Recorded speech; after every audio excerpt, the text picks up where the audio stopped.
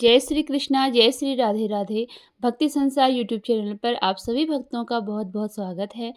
आपका दिन मंगलमय हो। श्री हरि की कृपा आपके जीवन पर सदैव बनी रहे और इसी प्रकार प्रभु के चरणों में आपकी निष्ठा और विश्वास सदैव बनी रहे। प्रभु की कृपा आपको सदैव प्राप्त होती रहे।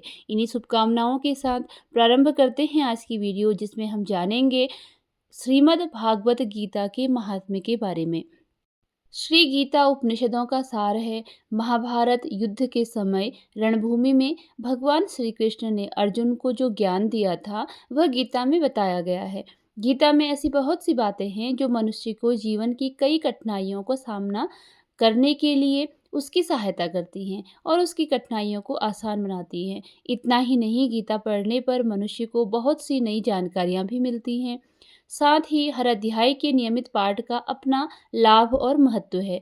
भगवान शिव ने देवी पार्वती को गीता के पहले अध्याय का पाठ करने का महत्व बताया है। आज की वीडियो में हम श्रीमद् भागवत गीता के पहले अध्याय के महत्व के बारे में जानेंगे। लेकिन गीता के पहले अध्याय के महत्व को जानने से पहले जानते हैं श्रीमद् भागवत के प्रथम अध्याय की कुछ खास बातें। गीता के पहले अध्याय का नाम अर्जुन विषाद योग है। इस अध्याय में कुरुक्षेत्र के मैदान में उपस्थित बंधुओं और संबंधियों को सामने देखकर अर्जुन के मन में उठे विषाद और मनस्थिति का वर्णन किया गया है, जिसे संजय धृतराष्ट्र को बताते हैं। अब जानते हैं श्रीमद् भागवत के प्रथम अध्याय के महत्व के बारे में। एक समय पार्वती जी ने पूछा, हे महादेव जी, किस ज्ञान के बल पर संसार के सब लोग आपको शिव कहकर पूछते हैं?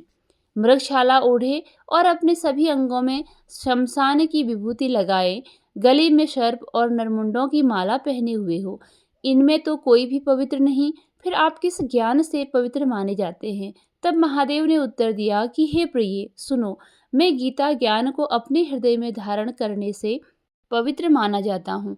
इस ज्ञान से मुझे बाहर के कर्म नहीं व्यापते।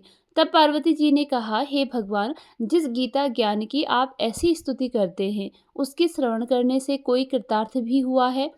महादेव ने उत्तर देते हुए कहा कि इस ज्ञान को सुनकर बहुत से जीव कृतार्थ हुए हैं और आगे भी होंगे।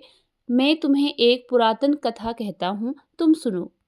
एक समय पाताल लोक में शेषनाग की शैया पर श्री नारायण जी नैन मूंद कर आनंद में मग्न थे। उस वक्त भगवान के चरण दबाते हुए श्री लक्ष्मी जी ने पूछा, हे प्रभु, निद्रा और आलस्य तो उन पुरुषों को व्यापता है जो जीव तामसी होते हैं। फिर आप तो तीनों गुणों से अतीत हो, आप तो वासुदेव हो, आप तो नेत्र मूंद रहे हो। इससे मुझको बड़ा आश्चर्य है। नारायण जी ने उत्तर देते हुए कहा, हे लक्ष्मी, मुझको निद्रा आलस्य नहीं व्यापता। एक शब्द रूप जो भगवत गीता है, उसमें जो ज्ञान है उसके आकार रूप है। यह गीता शब्द रूप अवतार है। इस गीता में यह अंग है। 5 अध्याय मेरे मुख हैं, 10 अध्याय मेरी भुजा हैं, 16वां अध्याय मेरा हृदय और मन और मेरा उदर है, 17वां अध्याय मेरी जंघा है, 18वां अध्याय मेरे चरण हैं। गीता श्लोक ही मेरी नाड़ियां हैं और जो गीता के अक्षर हैं वो मेरे रोम हैं। ऐसा मेरा शब्द रूपी जो गीता ज्ञान है, उसी के अर्थ में मैं हृदय में विचार करता हूँ और बहुत आनंद प्राप्त होता हूँ। लक्ष्मी जी बोली, हे श्री नारायण जी, जब श्री गीता जी का इतना ज्ञान है तो उसको सुनकर कोई जीव कृतार्थ भी हुआ है, सो मुझसे कहो। तब श्री नारायण ने कहा, हे लक्ष्मी, गीता ज्ञान को सुनकर बहुत से जीव कृतार्थ हुए हैं, सो तुम श्रवण करो।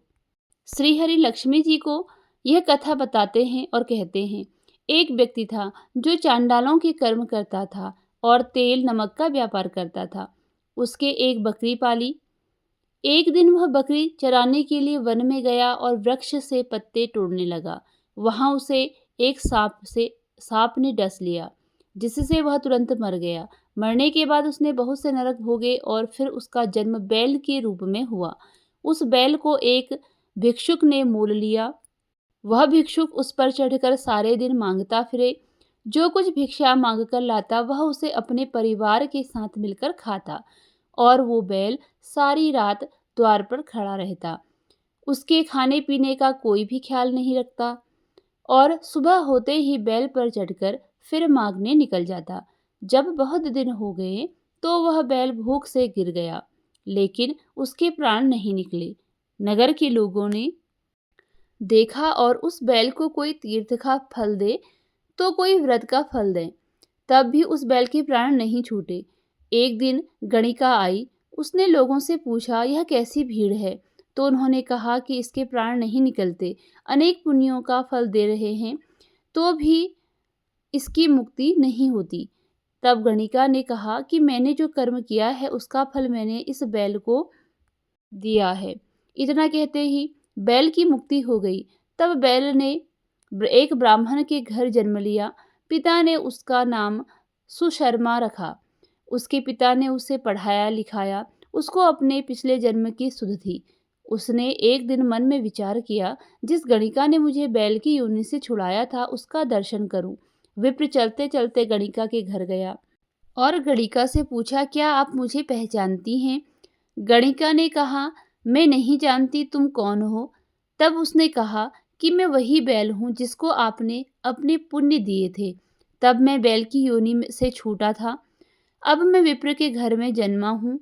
आप अपना पुण्य बताएं।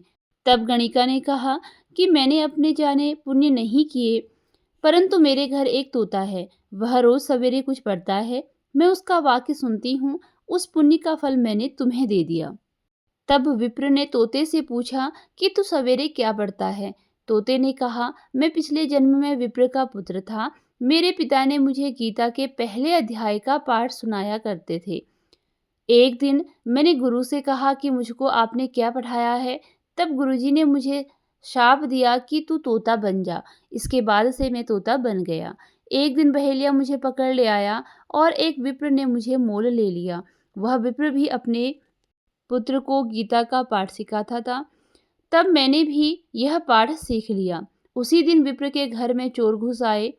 उन्हें धन तो प्राप्त नहीं हुआ, लेकिन वह मेरा पिंजरा उठा ले आए। उनकी यह गणिका मित्र थी। वह मुझे उसके पास ले आए। सो मैं नित्य प्रातः गीता जी के पहले अध्याय का पाठ करता हूँ, जिसे यह गणिका सुनती है। इस पर गणिका को समझ में नहीं आता। जो मैं पढ़ता हूँ वही इस गणिका ने तेरे निमित्त दे दिया। वह श्री गीता जी के पहले अध्याय का फल था। तब विप्र ने कहा कि हे तोते, तू भी विप्र है, मेरे आशीर्वाद से तेरा कल्याण हो। सो हे लक्ष्मी। विप्र के इतना कहते ही वह तोता भी मुक्ति को प्राप्त हो गया।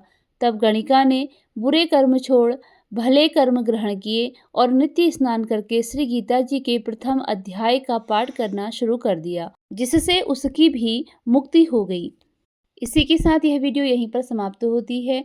श्री हरि की कृपा आप सभी के जीवन पर सदैव बनी रहे। मिलते हैं अगली वीडियो में एक नई कथा प्रसंग के साथ। धन्यवाद।